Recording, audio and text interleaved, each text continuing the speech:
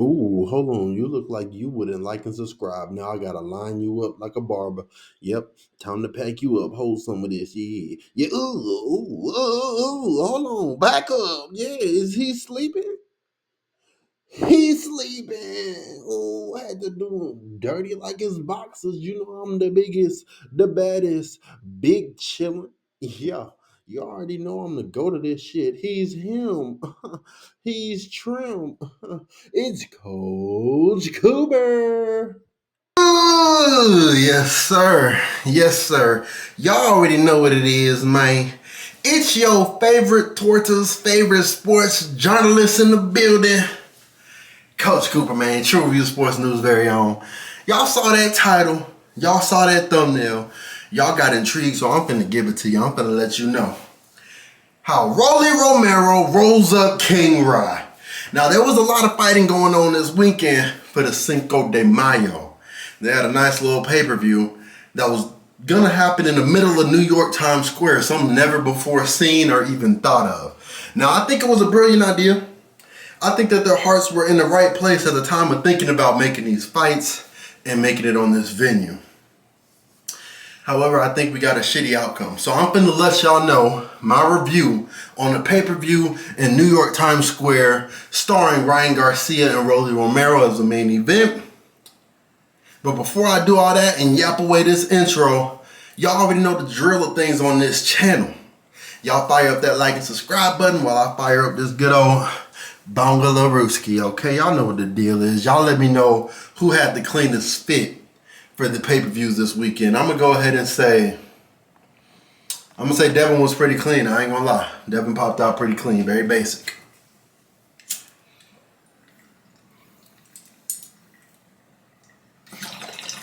Oh yeah. That tasted like a 12th round knockout. Boop, boop, boop, boop, boop. All right, let me chill out before I pass out. Y'all see I was trying to catch my breath that whole introduction. Back to business, man. We got the greatest PowerPoints on God's green earth.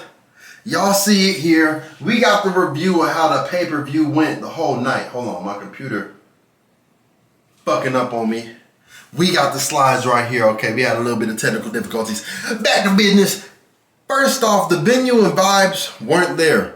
A lot of people were saying that this fight was a good idea, poor results. That it felt like a glorified sparring event. I guess the crowd wasn't close enough, wasn't able to get into it. I'm not sure how they pulled that shit off. It looked like there was multiple rings. It looked very confusing watching from TV.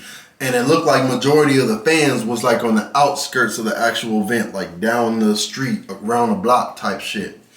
So I'm not sure if it planned out the way they thought it was gonna go.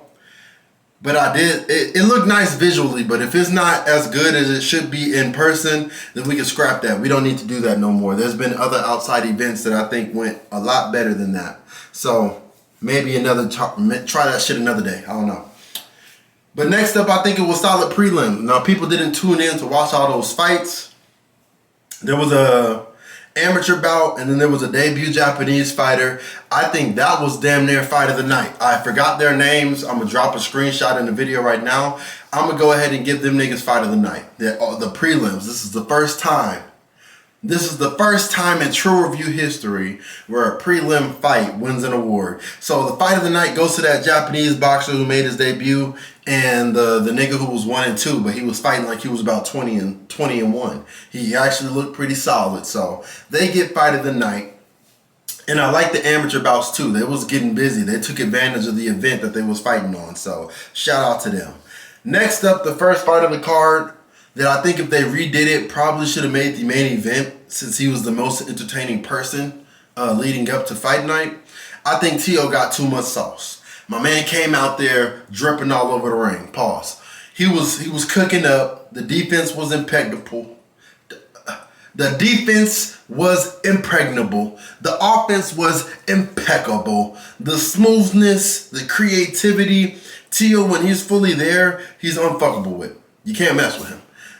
T.O. reminded me so much of Boots. I'm watching Boots beat on Stanionis, and I'm like, man, I just don't see any weaknesses. Same type of way. I'm watching T.O.'s fight, and it's like, man, what can he not do?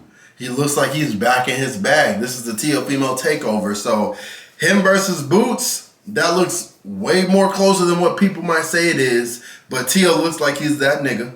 I have to give him performance of the night. Barboza had no answers for him. Barboza landed one punch that looked like it was going to be able to turn the tides for him. Teo was just too much. In my last video, I said I do think the athletic gap that there is between a Lopez Jr. and a Barboza Jr., I just think the gap is too far, and it showed levels. Great work to Barboza. He was at least trying to bring the fight to him.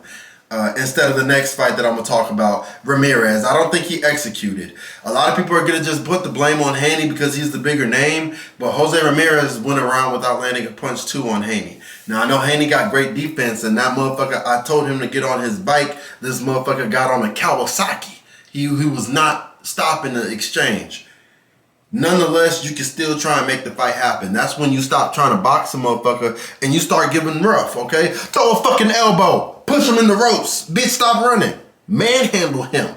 Make it a fight. That's what boxing is. It don't always have to be pretty and technical. I feel like you was trying to go band for band with Devin Haney in the jab contest and you was broke that day. So Ramirez, you could have executed a lot better. Haney, you could have delivered a lot more. So that was just a stale bout overall. Rolly versus Ryan, I thought it was going to salvage this event. I think Rolly came game, but I always said it was a 50-50 fight. Y'all are acting like because Ryan beat Devin Haney, he absorbed all his defense and technical skills and he's that nigga and what. Ryan is nice, but the person who fought both of them even said Rolly was going to win and that his power demands respect. Rolly went over there, cracked Ryan in the head. Ryan was not trying to exchange with Rolly no more. And you could tell when a fighter is trying to fight Haney. I made a separate video for him, so I'm going to stop talking about Haney so much in this video. If y'all want to break down about that, y'all go ahead and find that on my channel. But just to keep it more on Ramirez's end, even though Ryan wasn't there to fight with Rolly, I feel like after he felt his power, you were still able to see Rolly was risking it, putting himself out there to get some punches off. I felt like Ramirez was not doing that, so he could take some notes from Rolly on this card.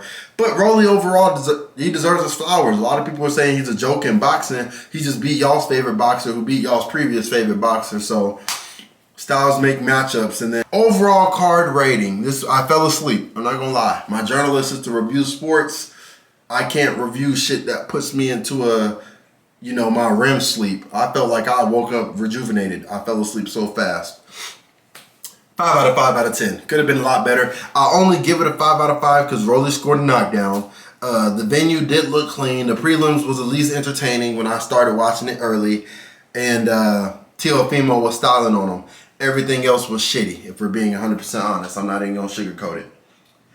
What I think can cook next for boxing, though, is fire. The results that we can have and matches we can make after this event is beautiful.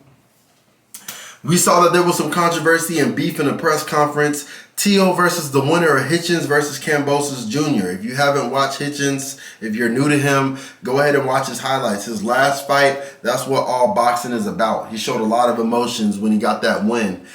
He was an underdog and he came out there and put on a boxing masterclass. So Hitchens, I think he's going to win. That's why I put his picture up there. I think he's going to outbox Kambosos, but Kambosos can't outdog Richardson. So that's going to be a matchup I'm going to make a video about. Not a lot of people talking about that. You already know Coach Cooper going to keep it true. He's going to review everything that's fire. So Teo versus the winner of that, I think that's money for Teo. Haney versus Ryan 2, like I said, is going to do numbers. People are acting like, I don't want to see it no more. Let's see something else. What else do you want to see? Let's be for real. For Devin Haney, what else do you want to see? And for Ryan, what else do you want to see? We all know Tank is occupied. We know Shakur got to fight. Teo, they're probably not going to fight each other. Rolly's not going to fight him. He said that they should fight afterwards. So let's be for real. Stop hating. I think Haney versus Ryan 2, everyone and their mama's going to watch it. Especially the niggas saying they don't want to see it no more, allegedly. And lastly, for the winner of the main event, I think this fight is fucking perfect. I think the promo and the press conference build up to this fight will be perfect.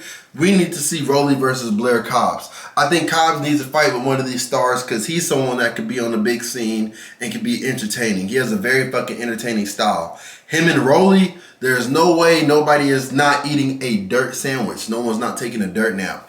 If you put both of these reckless, very wild, and violent fighters in one square ring, I think it's fireworks. So these are the matchups that I want to see what's next for boxing. Let me give a review. I tried to give a review for Rolly. I was going to give him a true review, but I feel like he just needs a little bit more fights on his resume. He didn't have the craziest of names. Same way Ryan has a resume, I could give him a true review, but he had a stale win. I felt like I'm going to give a true review of the real winner of this card. Teofimo, he stole the show. Shannon Briggs, you was also hating. I think you was salty. He was talking about Teal was looking like a bum out there. I think if Teal was in the same weight class as Shannon and they was to fight in Shannon's prime, Shannon would be out there cranking the Soldier Boy. He'd be out there doing 360 on his head. Teal would have him dancing for his life. He's 22-1, 13 KOs, two-time weight division, WBO junior welterweight champ, WBO, WBC, WBA, nigga got belts. You see the belts on this man's body. He's been winning, and he has a crazy fucking career. Look at the list of names that he done beat.